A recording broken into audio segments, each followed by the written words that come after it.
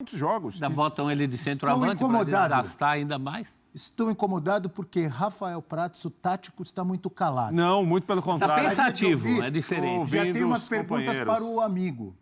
A classificação compensa o péssimo jogo do Corinthians?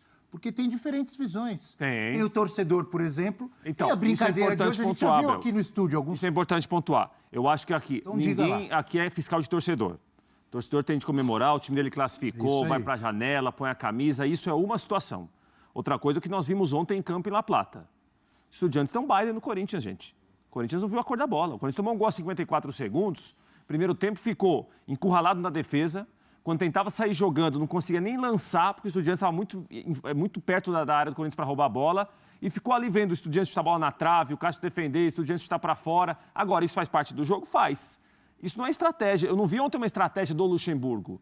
O que ele pensou inicialmente não deu certo, porque o time não conseguiu se encontrar nem para marcar o Estudiantes. Mais uma vez não deu certo. E depois, mesmo com as alterações, a impressão que eu tive é que o Estudiantes cansou de perder gol. Aí, claro, porque isso também tem um aspecto emocional no jogo. Quando você está muito melhor que o adversário, cria 1, 2, 10, 15, 18, você não faz o gol, também traz uma atenção para você. Opa, eu não vou ganhar esse jogo com quantos gols eu preciso. A impressão é exatamente essa que eu tive. Estudiantes foi perdendo força ao longo do segundo tempo. No final, claro. Eles já estavam cansando física e mentalmente. E cansaram de perder gol. Toda hora chega na frente. Roleiser, driblou 1, driblou 2, parou no Cássio. Roleiser, driblou 3, chutou na trave. Roleiser, driblou 4, chutou pra fora. O famoso hoje não adianta, mal comparando, Abel, esses números... Qual é o nome dele, o volante com nome longo? Ascaciba. Jogador de bola, hein? Jogou muito. Nossa, fez uma grande Meteu partida. Bola na trave também. E perdeu o pênalti também, assim como o Roleiser, que escorregou. Dá uma olhada aí, ó. Ele já tem o diploma. Mapa de defesas de Cássio no tempo regulamentar contra os Estudiantes. Tem bola... Olha lá as bolinhas amarelas.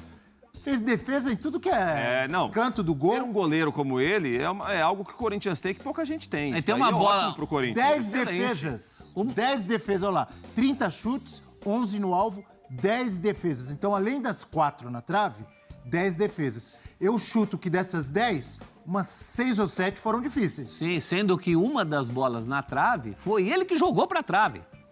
É uma defesa dele que bota a bola na trave. Exato. Então, a participação do Cássio, não só do Cássio, né? O Cássio e o Biolo da zaga ontem não podia ser diferente, porque para resistir desse jeito, o chamado trio final, meu avô que falava trio final. E viu, prof, quando o Cássio fala assim sobre sofrer coisa nenhuma. Isso daí não era estratégia, não era saber sofrer desse jeito, com 30 chutes na sua meta, 4 bolas na trave, 200 orações, 10 Pais Nossos. Isso não era saber sofrer.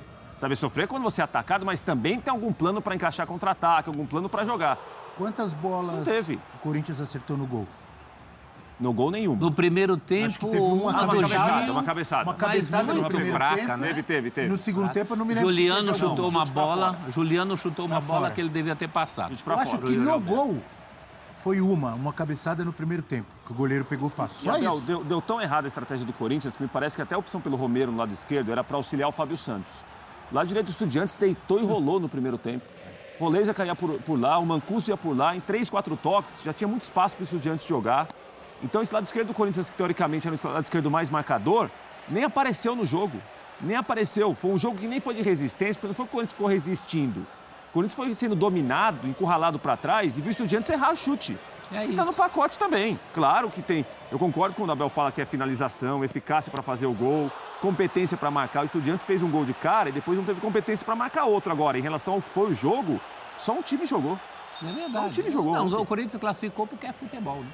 É isso, claro. Outro esporte. O prof, e assim, o torcedor comemorar, tem que comemorar mesmo. É uma classificação quando está 3 jogos de ganhar a Sul-Americana, né? Então, ótimo. Agora, o que a gente viu em campo ontem... Vai ter que jogar mais para ganhar. O torcedor tá... Às vezes não, Abel. Às vezes pode avançar nos pênaltis contra o Fortaleza, aí por exemplo. É demais, hein? Aí é um recorde mundial, perto mais ou menos da Grécia, do Once Caldas, daqueles times que... Porque contra o Galo, é bom lembrar, o Corinthians também não jogou nada no Mineirão, perdeu de 2-0, mas em casa jogou. Então, mas a ajuda do professor Tchatcho Kudê, que será assunto daqui a pouco. Verdade, mas ajudou muito. Mas tirou o Hulk, tirou o Batalha, mas o Corinthians teve o mérito dele. O Corinthians ontem não foi tão diferente do Corinthians no Mineirão contra o Cruzeiro, do Corinthians em Rosário contra o Nils, que a gente falou a semana aqui. Olha, o Corinthians tem condição de jogar um pouco. Se a ideia for marcar atrás, tudo bem, mas tem de encaixar contra-ataque. A diferença é que o Estudiantes jogou mais que os outros. O Corinthians o Estudiantes jogou mais que esses times que enfrentaram o Corinthians. O Corinthians, geralmente, nos últimos jogos, Abel, joga 15 minutos bem. É que geralmente é suficiente para não perder a partida. Então, joga 15 minutos bem de 98, empata o jogo, na pior das hipóteses. Ganha jogo apertado. Ontem não jogou nenhum tempo quase bem, melhorou um pouquinho no final, quando o Estudiantes perdeu um pouco de força, e perdeu por 1-0, que foi suficiente para levar para os pênaltis. E classificou. E tem o goleiro que tem. E tem um goleiro que é genial. Aí, ok. Vamos ver o que dizem os amigos e amigas na hashtag F360BR. Vamos lá, com a participação da galera.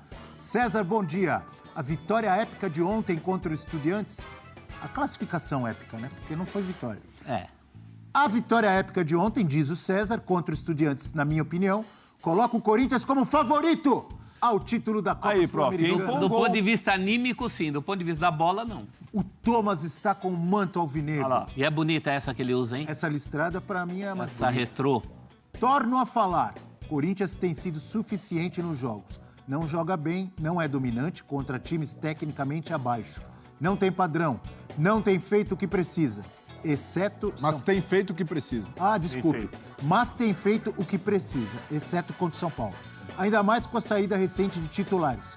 O que esperamos como torcida é isso, garra e algo mais. E Abel, empenho. Antes de você ler a última linha, como que o resultado ele condiciona a análise e, obviamente, o sentimento do torcedor. Se não joga, Estudiantes passa nos pênaltis, o corintiano ia lamentar que o time não jogou em La Plata, porque foi essa postura. O Corinthians passou nos pênaltis. Aí já muda a conversa, tá vendo? É só me sofrer, próprio. É a mesma coisa, o Inter também passou nos pênaltis contra o River Plate. Sim, mas já tinha uma desvantagem contra um time que estava muito bem. Mas tem uma diferença da bola que o Inter jogou contra o River e do Corinthians jogou ontem daqui na Lua. Leonardo, o apaixonado Leonardo. Luxemburgo está errando muito na escalação. Teimosia perde campeonato, tá avisando o Leonardo.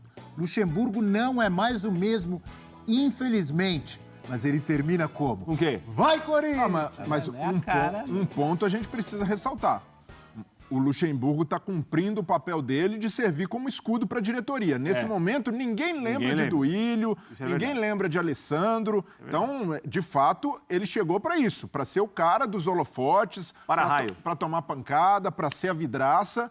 E está acontecendo, porque o dirigente que contrata o Vanderlei sabe que pelo personagem, pelo tamanho que ele tem, esse cara vai ser muito útil. E o Duílio está desesperado para conquistar um título e fechar o mandato com algo para defender. Porque aqui, o que o Duílio tem falado? Jogando essa bolinha vai ser difícil. Mas pode chegar, Abel. Mas só faltam 3 jogos. Mas ele está tão desesperado para isso que ele está tentando segurar o Yuri Alberto, não é porque agora ele quer ali, está pensando no time. É porque tem que ter gente para jogar. Vai vender todo mundo? Não, exato. Quanto já vendeu? E para ter uma mínima chance de ser campeão, ele precisa de elenco. E o que está acontecendo é que o Duílio se apega nesse final de mandato dele. O Duílio, ele pode ser o primeiro presidente desse grupo político que está no comando do Corinthians há 16 anos a não ganhar nenhum título. É o primeiro a não ganhar um título em 30 anos. Só Marlene Matheus não ganhou título em 91. Então, e mesmo assim ela deu azar, porque ela assumiu no dia seguinte da Supercopa do Brasil. E aí, pessoal, gostaram do vídeo? Se vocês gostaram, deixe o seu like, se inscreva e acione as notificações. Quer ver a continuação? Então vai lá no comentário ou na descrição que o link está lá. Valeu!